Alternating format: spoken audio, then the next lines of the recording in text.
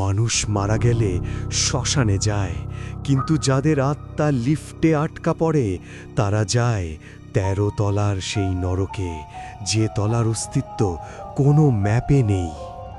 স্বাগতম আপনাকে রাতের গল্পের দ্বিতীয় পর্বে। প্রথম পর্বে আবিরের লিফটটি এমন এক তলায় থেমেছিল যা বাস্তবে নেই। আজ দেখবেন সেই অভিশপ্ত তলার আসল রূপ। লিফটের দরজাটা খুলতেই কোনো আলো নয়, বরং এক আদিম অন্ধকার আবিরকে গিলে খেতে এলো। বাতাসের গন্ধে মনে হচ্ছিল কোথাও যেন স্তূপ করা পচা মাংস পড়ে আছে। আবিরের পা দুটো লিফটের মেঝেতে জমে গিয়েছিল। ঠিক তখনই এক অশরীরে শীতল বাতাস তাকে সজোরে ধাক্কা দিয়ে করিডোরের মেঝেতে আছড়ে ফেলল। মুহূর্তেই পেছনের লিফটের দরজাটা বিকট শব্দে বন্ধ হয়ে গেল।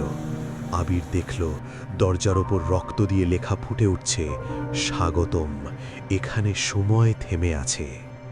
আবির ফোনের ফ্ল্যাশলাইটটা জ্বালাতেই তার হৃৎপিণ্ড গলায় চলে এলো। দূরে করিডোরের শেষ প্রান্তে একটা কুঁজো লম্বা ছায়া দেখা যাচ্ছে। প্রতিটি পদক্ষেপে তার হাড়গুলো মরমর করে ভাঙার শব্দ হচ্ছিল। মূর্তিটির গায়ে কোনো চামড়া নেই, শুধু দগদগে লাল মাংসের ওপর সাদা পোকা কিলবিল করছে। তার চোখ দুটো আগুনের আংড়ার মতো জ্বলছে।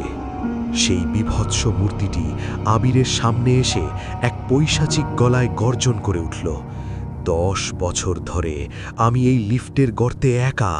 তোর জন্য তলাটা সাজিয়েছি আবির, তোর নরম চামড়াটা আজ থেকে আমার হবে।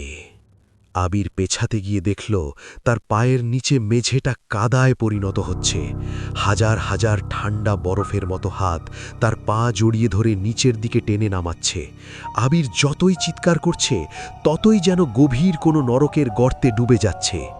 আবির কি পারবে এই জ্যান্ত নরক থেকে মুক্তি পেতে, নাকি সেও হয়ে যাবে এই ১৩ তলার চিরস্থায়ী প্রহরী? জানতে হলে দেখুন শেষ পর্ব। পরবর্তী পর্বের জন্য এখনই রাতের গল্প সাবস্ক্রাইব করে রাখুন।